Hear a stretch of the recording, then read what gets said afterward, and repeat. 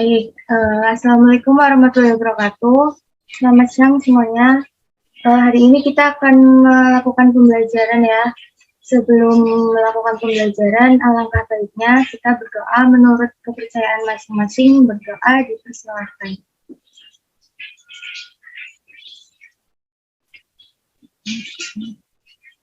Berdoa dicukupkan. Nah, untuk selanjutnya saya akan share screen materi pembelajaran kali ini.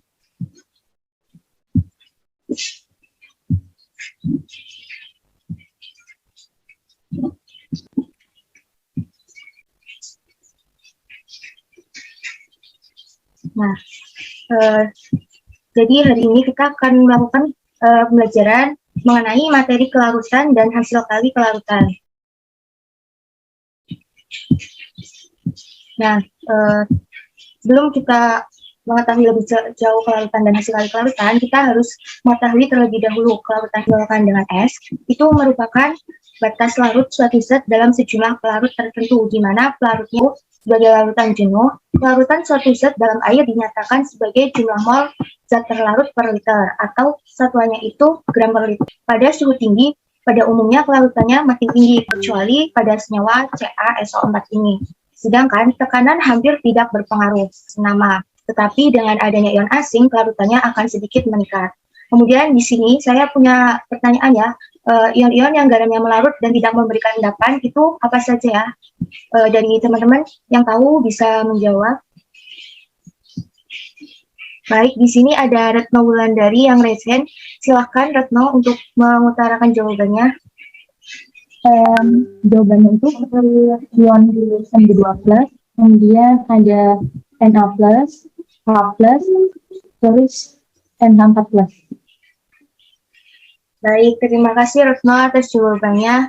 Coba kita buka bareng-bareng ya, betul atau tidak. Nah, ternyata apa yang telah tadi Retno jawab itu benar ya teman-teman. Jadi ion yang garamnya melarut dan tidak memberikan endapan itu ada Mg2+, Na+, K+, dan NH4+. Nah, konstanta kesetimbangan untuk kesetimbangan yang terbentuk antara suatu padatan zat terlarut dengan ion-ionnya dalam suatu larutan jenuh disebut dengan KSP. Nah, di mana KSP itu merupakan tetapan hasil kali kelarutan atau biasa disebut dengan solubility product constant. Lanjut, untuk yang selanjutnya itu ada kelarutan dan hasil kali kelarutan. Nah, jika ditinjau dari proses kelarutannya dalam air, zat kimia dapat dibedakan menjadi zat yang mudah larut dari zat yang sukar larut. Nah, di sini ada yang tahu apa yang dimaksud dengan zat yang mudah larut dan zat yang sukar larut?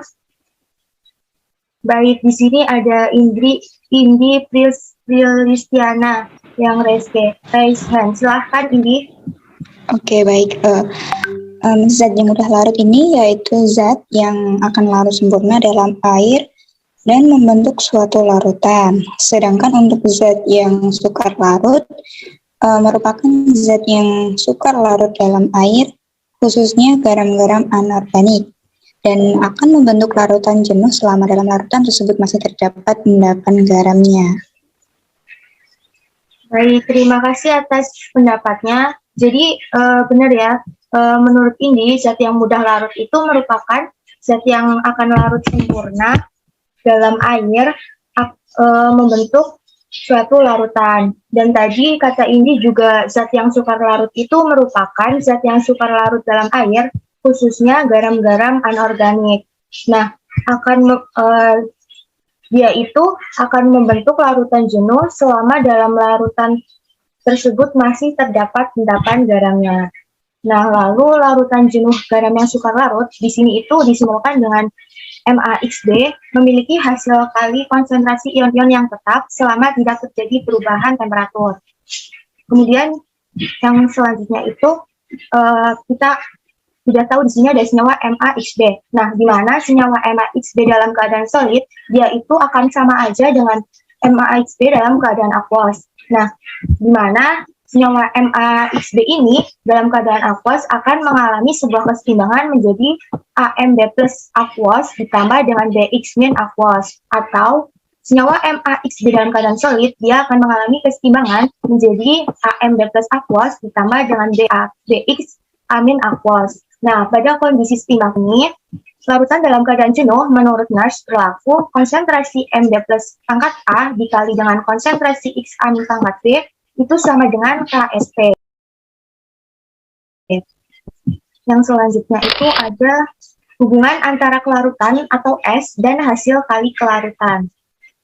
Nah, misal ya teman-teman, kelarutan garam dari senyawa MaXB itu kita misalkan dengan S mol per liter, maka kesetimbangan kelarutannya itu MaXB dalam keadaan solid, dia akan mengalami kesetimbangan menjadi AMB plus aqueous ditambah dengan BX amin aqueous. Nah, tadi kan udah tahu ya bahwa senyawa MaXB itu kita misalkan dengan S ini.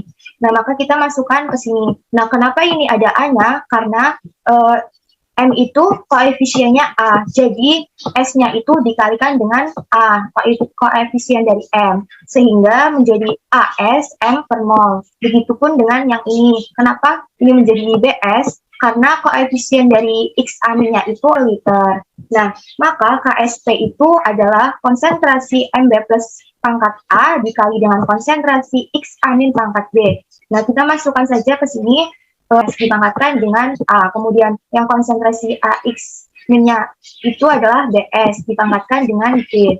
Menjadi dengan S pangkat A plus B. Sehingga S itu merupakan atau sama dengan akar dari akar A plus B dari KSP dibagi dengan A plus A ditambah B plus B. Nah, selanjutnya di sini kan hasil kali kelarutan, kemudian menghitung KSP. Nah, saya ingin bertanya, apakah ada yang tahu apa hubungannya antara KSP dan nilai ISP itu? Jika KSP-nya lebih besar itu seperti apa? Jika KSP-nya lebih kecil itu seperti apa? Atau sama dengan itu seperti apa? Nah, di sini ada Nur Arifah Herawati yang raise hand. Kepada Nur Arifah, dipersilahkan. Baik, terima kasih. Di sini saya izin menjawab apabila KSP-nya ini lebih besar dari konsentrasi MB plus pangkat A dikali XA min pangkat B, berarti larutannya ini belum jenuh. Kemudian, apabila KSP-nya ini lebih kecil dari konsentrasi MB plus pangkat A dikali XA min pangkat B, berarti larutannya ini lewat jenuh atau terjadi pengendapan. Namun apabila KSP-nya itu sama dengan konsentrasi MB plus pangkat A dikali X amin pangkat B, berarti larutannya ini tepat jenuh. Baik, terima kasih Nur Arifah atas pendapatnya. Jadi yang diutarakan Nur Arifah itu benar ya. Apabila KSP-nya itu lebih dari konsentrasi MB plus pangkat A dikali dengan konsentrasi X amin pangkat B, berarti larutan itu belum jenuh. Nah, apabila KSP-nya itu kurang dari konsentrasi MB plus pangkat A dikali dengan konsentrasi X amin pangkat B, berarti larutan lewat jenuh atau terjadi pengendapan. Nah, kemudian apa yang terjadi jika KSP MB plus pangkat A dikali dengan konsentrasi X amin pangkat B, berarti larutan dapat jenuh. Nah, yang selanjutnya itu ada pengaruh ion senama dalam larutan. Nah, penambahan ion sejenis ke dalam sistem kesetimbangan kelarutan akan menyebabkan terjadinya pergeseran kesetimbangan. Misalnya, penambahan ion X- yang berasal dari senyawa LX ini ke dalam larutan jenuh senyawa MaXB. Nah, di mana MaXB dalam keadaan solid, dia akan mengalami sebuah kesetimbangan menjadi AMB plus aqueous ditambah dengan BX amin aqueous. Kita misalkan dengan persamaan 1. Kemudian senyawa LX-nya ini, dia dalam keadaan aqueous akan mengalami kesetimbangan menjadi L plus aqueous ditambah dengan X min aqueous. Nah, di sini kita misalkan dengan persamaan 2. Nah, adanya X min dari senyawa LX ini akan menyebabkan konsentrasi X min dalam larutan naik, sehingga kesetimbangan 1, yang ini, yang MaX dalam keadaan solid, akan mengalami kesetimbangan menjadi AMB plus dalam keadaan aqueous ditambah BX amin dalam keadaan aqueous itu akan bergeser ke kiri. Hal ini menyebabkan kelarutan garam pada senyawa MaXB itu semakin kecil. Nah, selanjutnya itu ada Kita masuk ke contoh soal ya teman-teman. Jika pada temperatur tertentu KSP AgCl itu 1,8 kali 10 pangkat minus 10. Nah di sini KSP-nya udah diketahui nih. Nah kemudian kita itu suruh menghitung yang A kelarutan AgCl dalam air dan yang B kelarutan AgCl dalam kelarutan 0,05 molar NaCl pada temperatur yang sama. Nah kemudian gimana cara menghitungnya? Langkah pertama kita membuat persamaan keseimbangan terlebih dahulu seperti yang telah tadi saya jelaskan di awal. Nah, gimana keseimbangan kelarutannya pada senyawa AgCl dalam keadaan solid, dia akan mengalami keseimbangan menjadi Ag+ dalam keadaan aquos ditambah dengan Cl- dalam keadaan aquos. Nah, di sini kenapa konsentrasi Ag+ itu sama dengan konsentrasi Cl-? Karena dia sama-sama koefisiennya 1. Nah, maka kita misalkan dengan S. Lalu kita masuk ke pertanyaan yang A, kelarutan AgCl dalam air. Di mana KSP itu sama dengan konsentrasi Ag+ dikali dengan konsentrasi Cl-.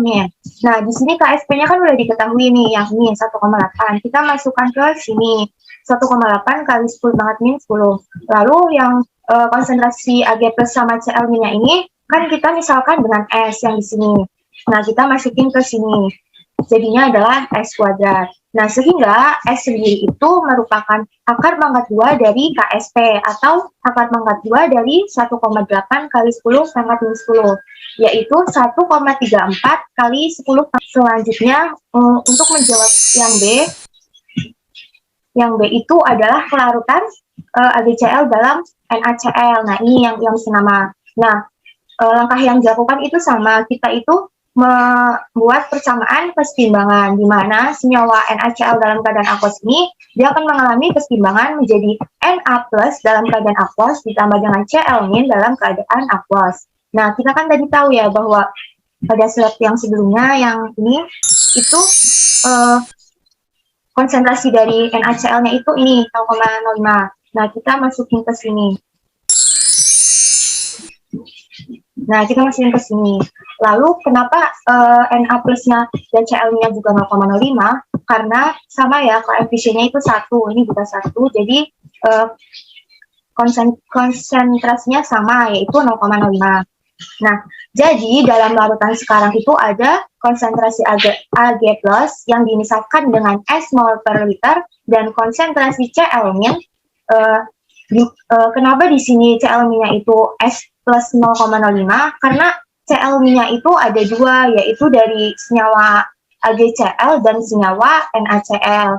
Dari yang senyawa AgCl tadi kan S mol per liter. Nah, maka konsentrasi Cl-nya itu S dari konsentrasi Cl- di senyawa AgCl ditambah dengan 0,05 dari konsentrasi Cl- dari NaCl yang ini dalam satuannya mol per liter. Nah, karena AgCl itu sukar larut, maka konsentrasi ion Cl-nya sangat kecil, sehingga S ditambah dengan 0,05 itu akan setara atau sebanding dengan 0,05.